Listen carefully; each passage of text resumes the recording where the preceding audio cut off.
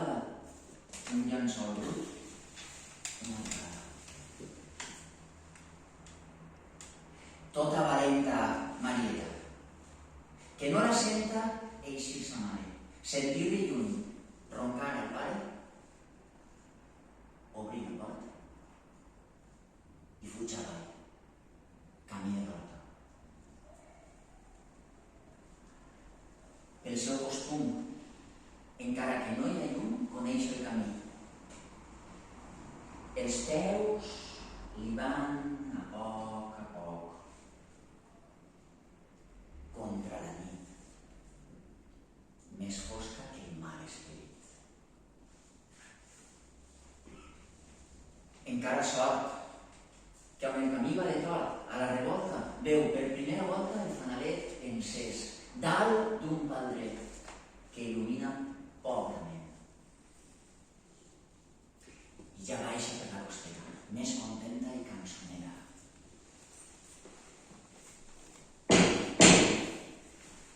En això sent, enmig de la remor del vent, com un gemec, escolta i s'atura en sí.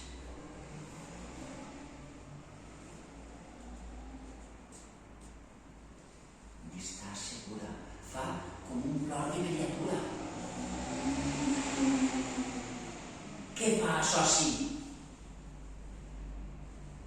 Veu, vora el camí, a la llum vora del fanaler, contra una soca, fet un bolic, una manteta allà dintre, un xic. S'ajuda. El plega.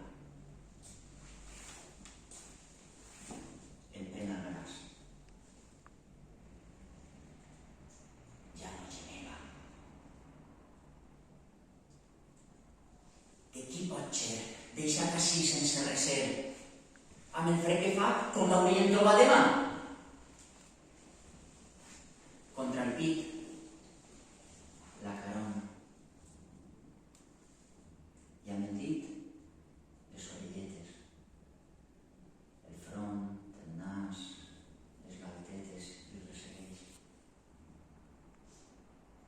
Ella, tocant, sent que li creix dins la boca una dent, potser denteta.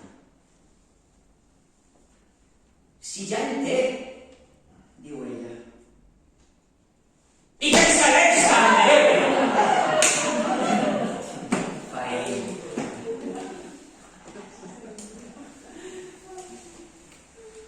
Em fa una veu de peontó. Mai diria que és d'aquell cos. Sembla veu de mascle gros. D'entre les galtes que s'empara i manté altes, s'obri un forat, la boca de bat a bat, per mostrar unes dents de porc senglar, corbades com un tall de destral, i uns ulls de ràbia, com la cera dins la gàbia. Pobra Maria, deixa caure o tiraria un bac a terra. Va retronar la serra i tot de l'esclafit que va fer l'infant petit, en flama i fum, com un esclat de viva llum.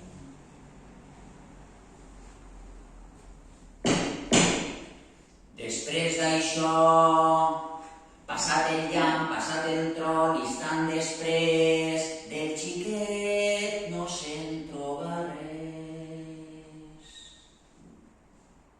Desfet, perdut, havia desaparegut. Només olor a socarrat, que en l'aire dura. Maria gira els ulls i veu com sura allà on deu ser el llevador una llum.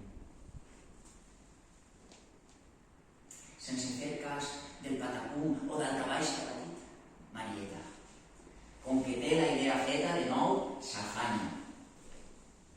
Camina a bon pas, amb el llençol dins del cabàs. Tota lleugera, al capdavall de la costera, travessa el pont i sent com brolla l'aigua de la font. Ja ha arribat. Valls avis del fanal, en el petit rogle de llum, posa el llençol. No es treu del cap, els ulls, la boqueta de rap d'aquell infant. Vora el llençol contra les bigues del trespol, veu reflectida en l'aigua una negror. Saluda i mira millor. Una tremolor li puja per l'esquena, des del crepó fins a la petrina. La té al costat. Com haurà arribat? Qui és ella? És alta, és prima, és bella i tota de dol. Qui deu ser aquesta vella? Che, bona nit. Com si no li m'haguera dit. Tampoc costa quan et parlen una resposta.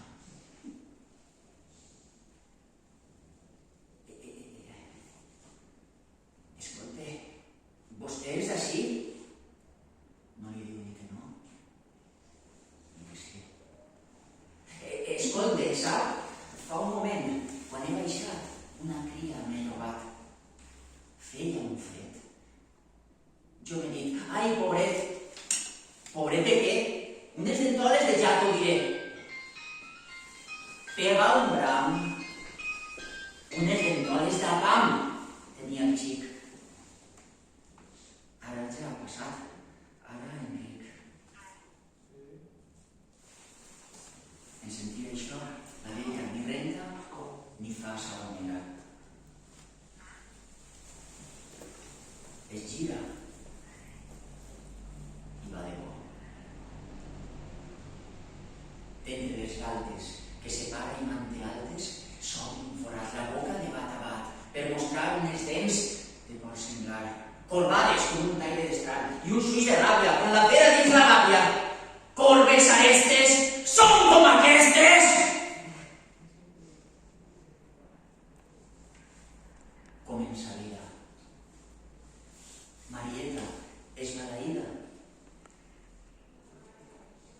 En foc i flames crema i se sent segar les cames. Tampoc s'hi veu. El cap li pega voltes. I enmig la fosca, com la serp que a un pal s'enrosca, sent com li envolta el cor el grapat fred que fa la por. El grapat fred que fa la mort.